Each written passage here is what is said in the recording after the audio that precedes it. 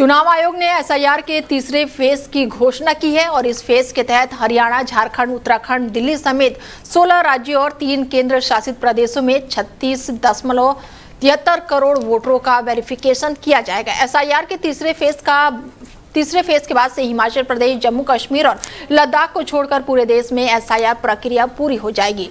तीनों बचे हुए राज्यों में खराब मौसम और जनगणना के कारण एसआईआर के शेड्यूल की घोषणा की जाएगी। चुनाव आयोग ने बताया है कि तीसरे फेज की एसआईआर प्रक्रिया में 3 लाख से ज्यादा बूथ लेवल पर अधिकारी तैनात किए जाएंगे। बीएलओ की मदद के लिए राजनीतिक पार्टियों के लिए नियुक्ति 3.42 लाख बूथ लेवल एजेंट भी शामिल रहेंगे। दिल्ली में एसआईआर के बाद से फाइनल वोटर लिस्ट 7 अक्टूबर को जारी की जाएगी। चुनाव आयोग ने 24 जून 2025 को पूरे देश में एसआईआर कराने का आदेश दिया था और अब 10 राज्य और 3 केंद्र शासित प्रदेश कवर हो चुके हैं। पहले फेज के तहत बिहार में सबसे पहले एसआईआर हुआ। दूसरे फेज के तहत 28 अक्टूबर 2025 से 12 राज्यों और केंद्र शासित प्रदेश में एसआईआर हुआ।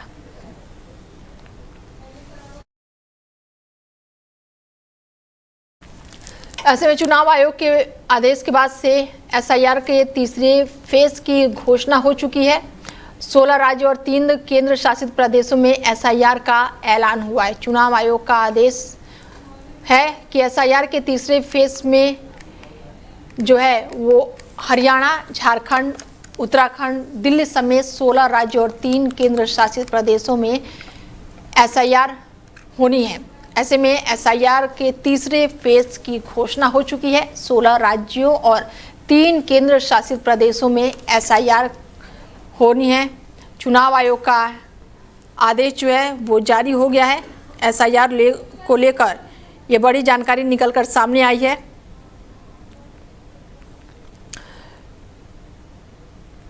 एसआईआर पर उत्तराखंड, दिल्ली समेत 16 राज्यों में एसआईआर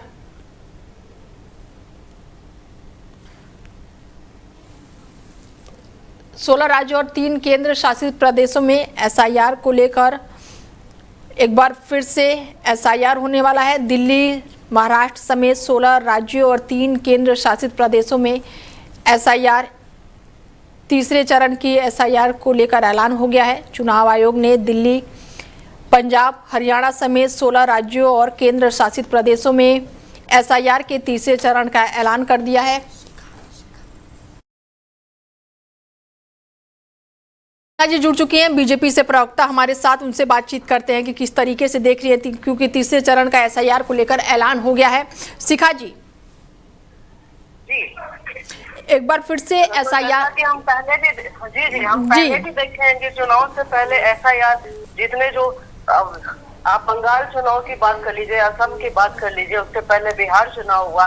तो जब तीसरे चरण में जो चुनाव आ रहा है 2027 में जितने भी चुनाव हैं, उससे पहले तो जैसा कि चुनाव आयोग हर वक्त एसआईआर करता है, जितने भी फेक जो भी फर्जीवाड़ा है, जितने बिल्कुल जो मरे हुए वोटर्स हैं, एक बार फिर से स्थापित करना। चूंकि काफी साल हो चुका है, इसलिए 15 साल के बाद हर स्टेट के हिसाब से तो ये कोई नई चीज मुझे नहीं लगता है।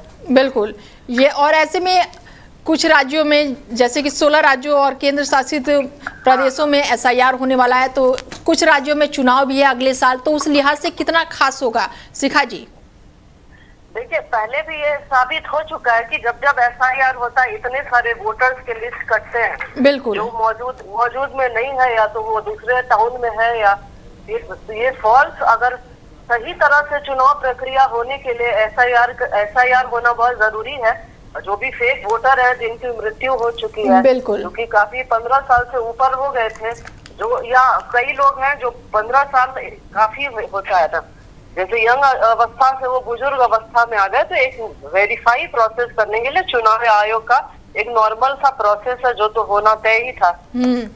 ठीक है शिखा जी, जुड़ने के लिए बहुत शुक्रिया आपका। धन्यवाद। धन्यवाद।